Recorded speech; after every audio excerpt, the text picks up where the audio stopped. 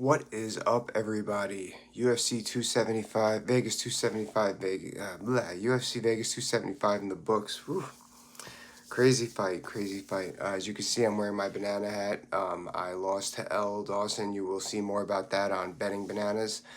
Wow, that main event was the slobber knocker that I thought it was going to be. However, it did not go as I thought it was going to go. Man, Jared Cannonier is so damn good. He's so fun to watch. I can't remember the last time that he's been in a sleeper, and he's not a spring chicken. So it's pretty amazing what he's doing. Um, Damn. So, you know, one thing that happened is Marvin's head real? Yeah, right? Good question. Marvin is so tough. Walked out to the Rocky music. That was, uh, man, what a great fight. So, couple things that happened here. First two things that I didn't think Jared was going to do. The first being what everyone thought was he came out in the Southpaw stance.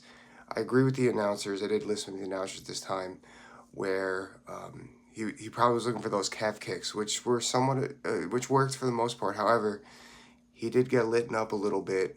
Uh, he did get lit up a little bit from the traditional Southpaw and Marvin Vettori. Why do I think that was?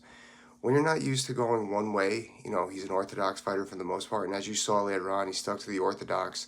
He didn't go, he was doing damage there.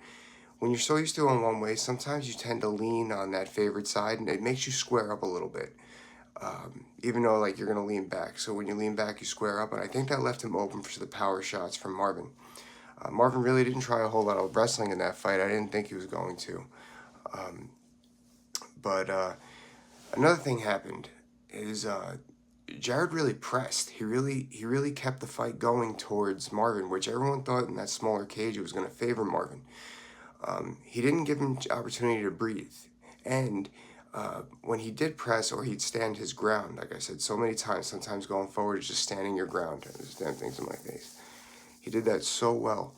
And I don't think Marvin was ready for that because Marvin's usually the downhill fighter. He's usually the one going forward. He's usually the one landing his combinations, that telephone booth style. So I think that in itself kept Marvin on his heels, bought Cannonier some extra time. Then once he turned right-handed, and then even more as the fight went on, even though he was winning the fights at the time to do this, he was the one adjusting. Marvin didn't really make any adjustments in his striking. I thought Marvin probably should have added some counter right hooks or just something to finish exchanges. He didn't really do that. You saw Jared, he was throwing jabs to the body, he was throwing right hands to the body, just something to keep Marvin guessing. The feints were magnificent, really looked great. He just kept Marvin on his toes the whole fight. Marvin was being reactive to Jared being proactive in everything with the exception of the first round. What could Jared do differently against Israel if they fight?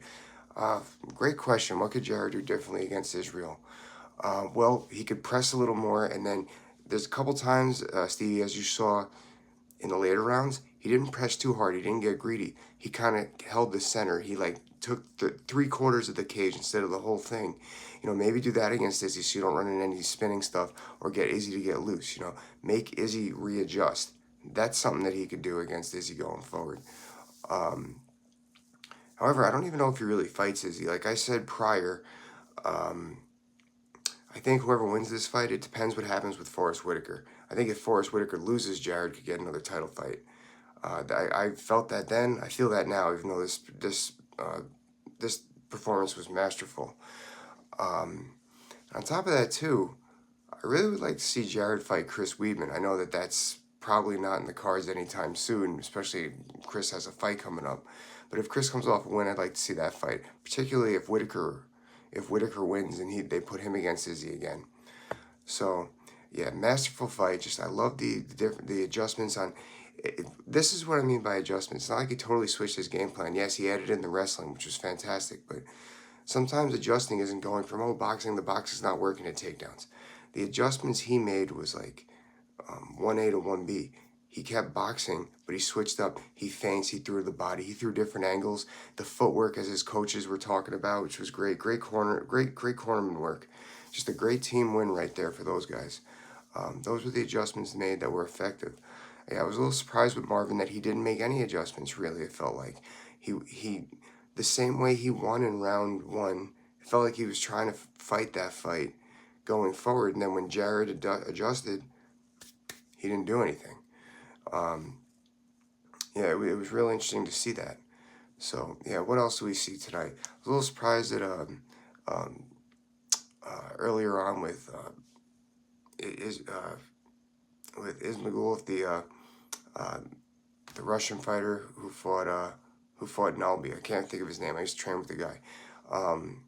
He kind of gassed.